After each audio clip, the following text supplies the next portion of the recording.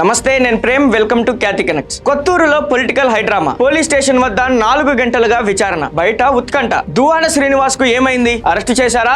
విచారిస్తున్నారా? Station లోపల అసలు ఏం జరుగుతుంది? దువ్వాడ కోసం రోడ్డెక్కిన దివ్యల మాధురి. మర్డర్లు చేసిన వాళ్ళని వదిలేసి ఎమ్మెల్సీని మాత్రం లోపల వేస్తారా? కాకీల జులుం నశించాలంటూ మాధురి పోలీసుల తీరును వ్యతిరేకిస్తూ నినాదాలు. శ్రీకాకుళం జిల్లాలో క్షణక్షణానికి మారుతున్న సమీకరణాలు. అసలు కొత్తూరు పిఎస్ లో ఏం జరుగుతుంది?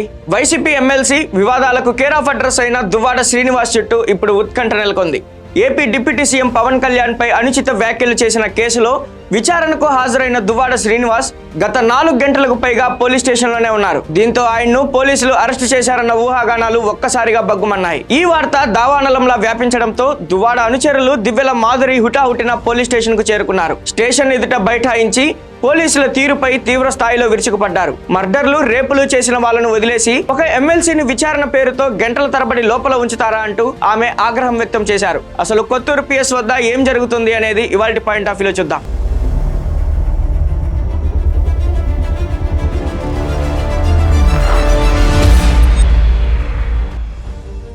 రాజకీయాల్లో విమర్శలు, ప్రతి విమర్శలు సహజం. కానీ ఏపీలో ఇప్పుడు ఈ పరిస్థితి లేదు. వ్యక్తిత్వ హననం చేస్తూ పర్సనల్ అటాక్ చేస్తున్నారు ఏపీ పొలిటీషియన్స్. ఇప్పుడు వైసీపీ ఎమ్మెల్సీ దువ్వాడ శ్రీనివాస్ కు అదే పరిస్థితి ఎదురైంది. గతేడాదిలో AP deputy CM Pawan Kalyan target గా సోషల్ మీడియాలో దువ్వాడ శ్రీనివాస్ చేసిన కొన్ని వ్యాఖ్యలు పెనుదుమారాన్ని రేపాయి. రాజకీయంగా హీట్ పెంచిన ఈ కామెంట్స్ పై జనసేన శ్రేణులు అప్పట్లోనే బగ్గుమన్నాయి. ఈ క్రమంలోనే గొట్ట గ్రామానికి చెందిన జనసేన నేత పి చిన్నారావు అప్పుడే హిరమండలం పోలీస్ స్టేషన్ లో దువ్వాడపై ఫిర్యాదు చేశారు. కేసు నమోదు చేసుకున్న పోలీసులు విచారణకు హాజరు కావాలంటూ కొత్తూరు పిఎస్ పోలీసులు దువ్వాడకు ఏకంగా 2 సార్లు నోటీసులు ఇచ్చారు. కానీ ఆయన హాజరు కాలేదు. దీంతో మూడోసారి ఈ నెల 20న మరోసారి ఫైనల్ నోటీస్ జారీ చేశారు. ఇంకా తప్పని పరిస్థితుల్లో సోమవారం కొత్తూరు పోలీస్ స్టేషన్ లో విచారణకు హాజరయ్యారు దువ్వాడ శ్రీనివాస్. సాధారణ విచారణే కదా, ఓ గంటలో బయటకు వచ్చేస్తారులే అని అంతా అనుకున్నారు. కానీ గంటలు గడుస్తున్నా లోపలికి వెళ్లిన దువ్వాడ శ్రీనివాస్ బయటకు రాలేదు. 1 కాదు, 2 కాదు, ఏకంగా 4 గంటల సుదీర్ఘ విచారణ. దీంతో బయట ఉన్న అనుచరుల్లో ఒక్కసారిగా టెన్షన్ మొదలైంది.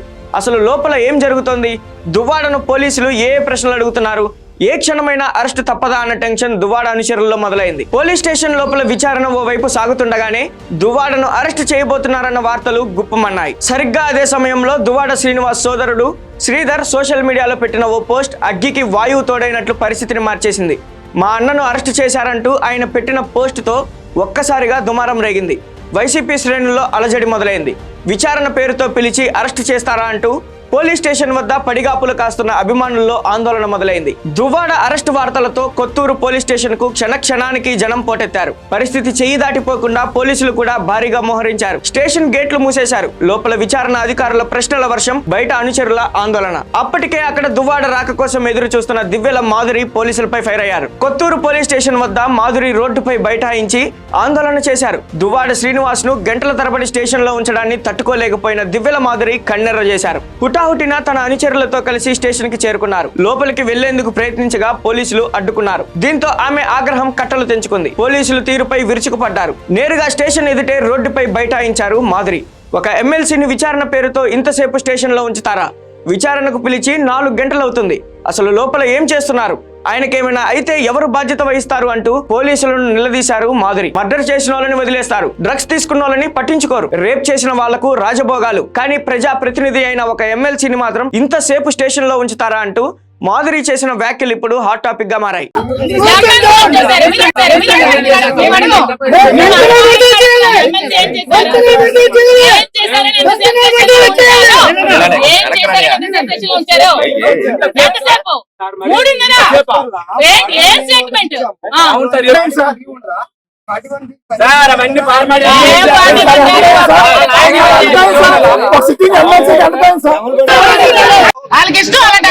రాజకీయ వద్దు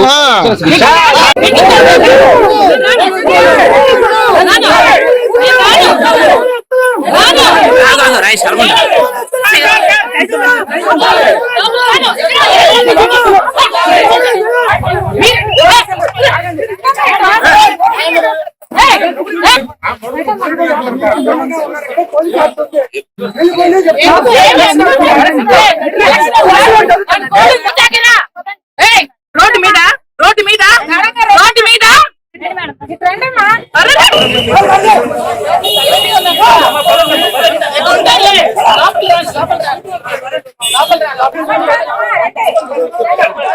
మీరు ఎందుకు సార్ హ్యాండ్లింగ్ చేస్తున్నారు? ఎందుకు చేస్తున్నారు? చేతులు ఎందుకు లాగుతున్నారు?